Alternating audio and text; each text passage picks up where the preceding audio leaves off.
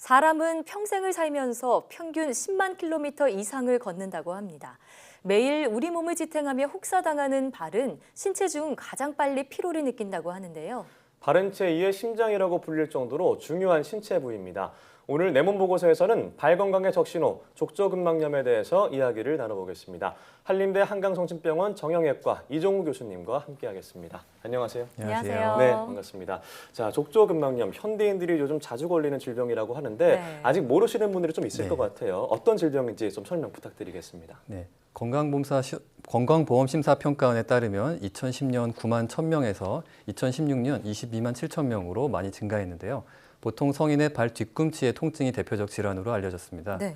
발꿈치 뼈에서 시작해 발가락 부위에 붙은 두껍고 강한 섬유띠를 족저근막이라고 부르는데요. 예. 족저근막은 발의 아치를 유지하고 충격을 흡수하며 보행 시 발의 역학에 중요한 역할을 하는 구조물입니다. 네. 이런 족저근막이 반복적인 미세 손상을 입어서 근막을 구성하는 콜라겐의 변성이 유발되고 이로 인해 염증이 발생하는 것을 족저근막염이라 합니다. 발에는 사실 조금만 목이나 뭐 살짝만 베어도 예. 불편한데 염증이 생겨서 통증까지 생기면 네, 정말 얼마나 일상생활에 아플까요? 참 불편함을 초래할 것 같은데 이 족저근막염 염증이 왜 생기는 건가요? 족저근막염의 원인은 굉장히 다양한데요. 네. 특별한 원인이 없어도 발생하는 경우도 있습니다. 그 대표적인 예가 발의 노화로 인해 족저근막염이 퇴행하는 경우가 있습니다.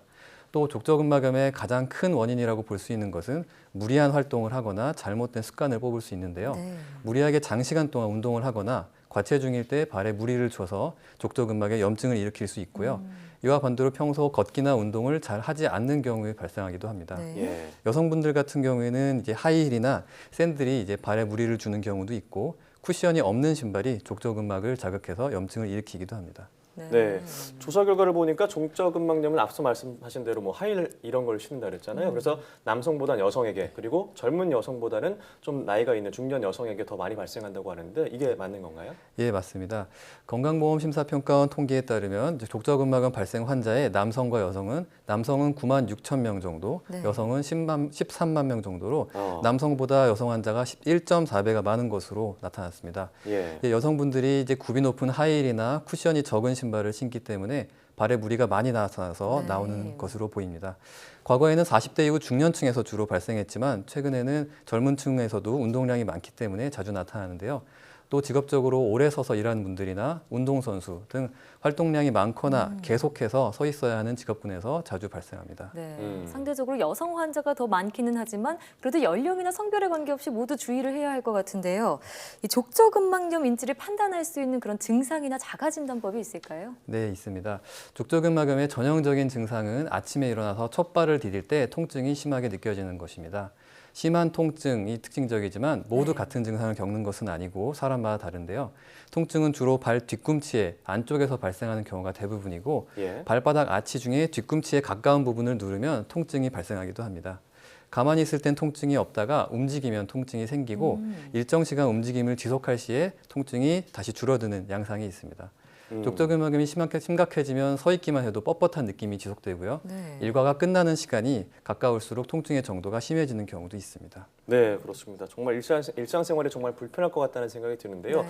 사실 이게 조기에 좀 잡아내면 좋겠지만 이걸 방치해 놨을 땐 또 어떤 증상이 이어질까요? 네, 실제 환자의 사례 중에 이제 35세 여자분의 경우에는 오셨던 경우에 족저근막염이 악화돼서 아침에 절듯이 걸고 조금만 걸어도 아파서 쉬어야 되는 경우가 있었고 외출하면 한참 동안 쉬어야 했고 61세 여자분 같은 경우에는 족저근막염으로 진단받고 개인 의원에서 충격파 및 주사 치료를 했지만 아침에 발을 디딜 때 통증이 생겨서 다시 오셨는데요. 네. 바늘로 찌르는 것 같은 통증이 심하다고 했고 보니까 발 뒤꿈치에 이제 뼈가 자란 것을 볼 수 있었습니다. 뼈가요? 뼈가 자란다고요? 네. 네. 아니 그럼 그분들은 좀 치료 시기를 놓쳐가지고 족저근막염이 뭐 만성으로 진행이 됐거나 아니면 합병증이 생긴 그런 사례라고 볼 수 있는 건가요? 예, 맞습니다. 만성으로 이어지면 치료 후에도 재발할 확률이 매우 높고요. 근막이 부분적으로 파열되는 경우도 있습니다. 있습니다. 또한 통증이 지속될 경우에 치료가 어려운 복합 부위 통증 증후군으로 진행될 경우가 있어서 네. 조기 치료가 무엇보다 중요합니다. 아, 네. 이 말씀하신 복합 부위 통증 증후군 이것도 하나의 합병증이라고 볼 수 있는 건가요? 네, 맞습니다.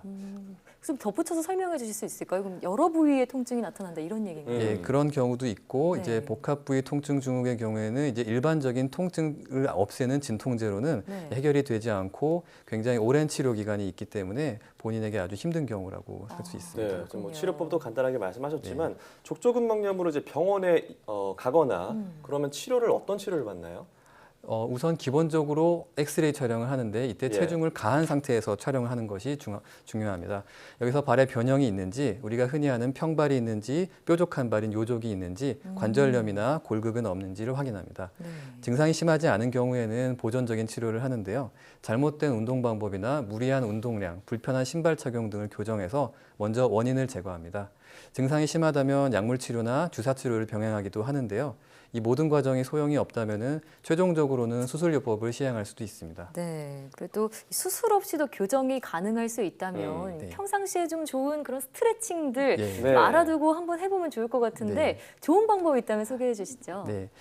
우선 가장 쉬운 것은 집에서 할 수 있는 게 캔 음료나 페트병을 놓고 네. 뒤꿈치나 발바닥 가운데까지 굴려주는 것인데요. 일어서서 해야 하나요? 그것은 이제 앉아서 하셔도 되고 네. 일어서서 하셔도 됩니다. 취침 전에 서서 한 20분 정도 반복하는 것이 좋고 다른 가장 확실한 스트레칭 방법은 벽을 바라보고 선 채로 통증이 있는 다리를 최대한 뒤쪽으로 빼줍니다. 네. 발바닥 전체로 바닥을 디디면서 벽을 양 손바닥으로 미는데요. 이때 종아리에 아킬레스건이 스트레칭 되는 것을 느껴야 합니다. 저 부분이죠. 네. 이때 주의할 점은 통증이 있는 쪽 다리의 무릎은 최대한 펴져 있어야 하고요. 통증이 있는 쪽 다리의 뒤꿈치가 들려서는 안 됩니다. 네. 화면 보니까 뒤꿈치가 딱 땅에 바닥에 붙어 있는 모습 볼 수 있었습니다. 그러게요. 자, 이런 스트레칭도 있겠지만 또 족저근막염을 예방할 수 있는 예방법 있다면 또 어떤 게 있을까요? 우선 아까 말씀드렸듯이 과부하를 일으키는 원인을 제거해야 합니다. 등산이나 골프, 달리기, 오래 걷기 같이 체중에 비해서 발에 실리는 활동을 줄이고요. 뒤꿈치에 부드러운 깔창을 까는 것도 도움이 됩니다. 아침에 일어나서 첫 발을 디디기 전에 침대에서부터 스트레칭을 하고 일과를 시작하는 것이 좋고요. 일과의 시작과 끝에 스트레칭을 하는 것이 도움이 됩니다. 네. 신발은 최대한 쿠션이 많이 들어간 게 좋고요. 발에 무리가 가지 않는 신발을 신으셔야 합니다. 네. 그런데 이렇게 운동을 너무 과하게 해서 족저근막염이 생길 수도 있지만 너무 안 해도 생길 수 있다고 네. 하셨잖아요. 좀 이 족저근막염 예방하는 데 좋은 운동도 있을까요? 운동으로는 이제 평소에 스트레칭을 많이 하고 가볍게 네. 걷고 가볍게요. 통증이 발생하기 전 단계까지 운동을 하는 것이 좋지 아픈 것을 참고 운동하시는 건 좋지 않습니다. 네. 체중을 가하는 것보다는 뭐 수영이라든지 가벼운 걷기 같은 게 좋을 것 같네요. 그렇군요. 그러니까 무리를 너무 가하지 예. 않는 선에서 건강을 지키는 용도로 운동하는 게 좋겠네요. 사실 저도 평상시에 이렇게 높은 신발을 자주 신는데 그러니까요. 좀 발에게 미안해지는 예. 그런 하루인데요. 이 내 발이 건강한지 아닌지 알 수 있는 그런 방법이 있을까요? 네, 맞습니다. 먼저 혈액순환이 잘 되는지 진단할 방법이 있는데요. 걷고 나면 쉽게 다리가 붓는 분들은 혈액순환이 잘 안 되고 있다는 증거입니다. 네. 발톱 끝을 눌렀다가 뗄 때 선홍색으로 빨리 돌아와야 혈액순환이 잘 되는 거고요. 원래 네. 색깔로요. 네. 두 번째로 발의 뒤틀림을 진단할 수 있는데요. 발바닥에 굳은 살이나 티눈이 있는지 살펴봅니다. 그래서 굳은 살이나 티눈이 있을 때 걸을 때 발바닥을 제대로 딛지 않는다는 그래서 비정상적인 압력이 가해진다는 신호이기 때문에 발바닥이 뒤틀려 있다는 걸 알 수 있겠죠. 그리고 발이 뒤틀린 경우에는 압력이 고루 분포되지가 않고 쏠림 현상이 나타나기 때문에 조금만 걸어도 쉽게 피로감이 쌓일 수 있습니다. 그래서 올바른 보행 습관을 가지시는 것이 중요합니다. 네, 오늘 말씀을 들어보니까 평소 생활 습관이 얼마나 중요한지 느끼게 됐습니다. 네. 아침 저녁으로 꾸준히 스트레칭을 해주고 또 어떤 게 있을까요? 좀 높은 신발을 좀 안 신어야겠어요. 그리고 뭐 부드러운 깔창을 신다고 네. 말씀하셨어요. 네. 키 높이는 이제 상관이 빼셔야겠어요. 없을까요? 네, 부드러운 깔창으로 좀 네. 편하게 걸을 수 있도록 하고 또 여러 가지 생활 습관을 좀 지키도록 노력하겠습니다. 네.